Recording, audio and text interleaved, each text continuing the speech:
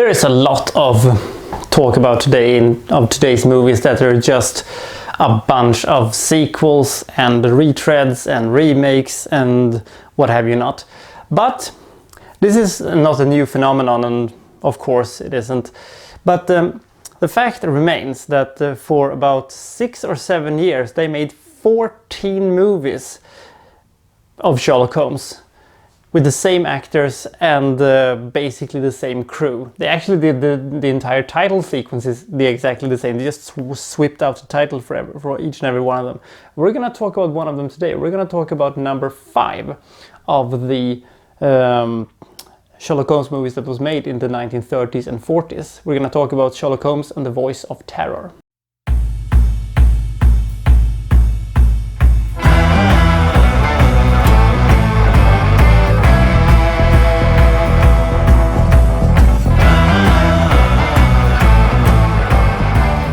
So we have, of course, our Voice of Terror, which is a strange voice on the radio which predicts upcoming sabotages, upcoming bombs and events that occurs during World War II. The Inner Intelligence Council gives the task of finding the Voice of Terror to Sherlock Holmes. So him and Dr. Watson start to investigate it, and we're following along of course with the case of a stab victim, which they think can lead to the Voice of Terror himself. A runtime of 65 minutes is actually a pretty good thing. That means that the story doesn't take any detours, and it does also mean that it is a pretty tight script. And the fact is also that a movie that is this old actually moves in a pretty good pace. Of course, Basil Rathbone and Nigel Bruce is good in these movies. They were veterans of playing these two characters at this point, so they are really solid, and you're never bored, and there's always stuff happening. And it is kind of an interesting story. Out of all the World War II stories made with Sherlock Holmes, I think this is one of the most interesting ones. This is basically World War II version of internet trolls, and it's kind of fascinating. This movie is a true product of its time. It was basically made to boost morales in Great Britain in World War II.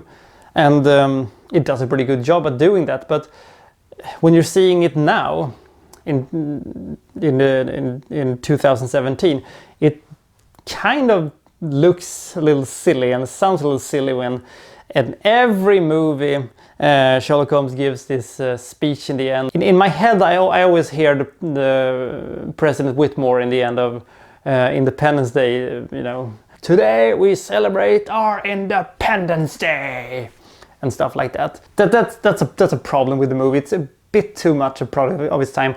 Also, the fact that it doesn't have any big set pieces, or it doesn't have it feels like a pretty rushed product, and it is not given the time to really shine. It's an okay movie, nothing spectacular.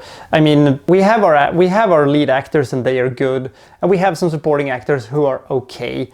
We have a story that is interesting but not fantastically interesting. But 1 hour 5 minutes, it's not a very long movie that you're spending some time on, and it's a decent movie enough. I would recommend it, but I wouldn't.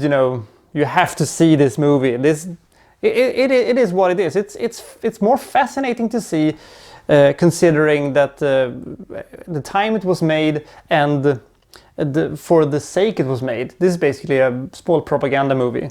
I also have a little bit of a problem with Sherlock Holmes in World War II. Sherlock Holmes is supposed to be the Victorian age, not him fighting the Nazis.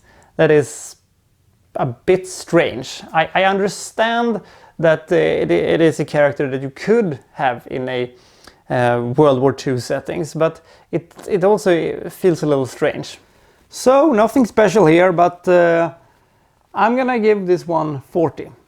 It would be interesting to see if they could make other characters show up in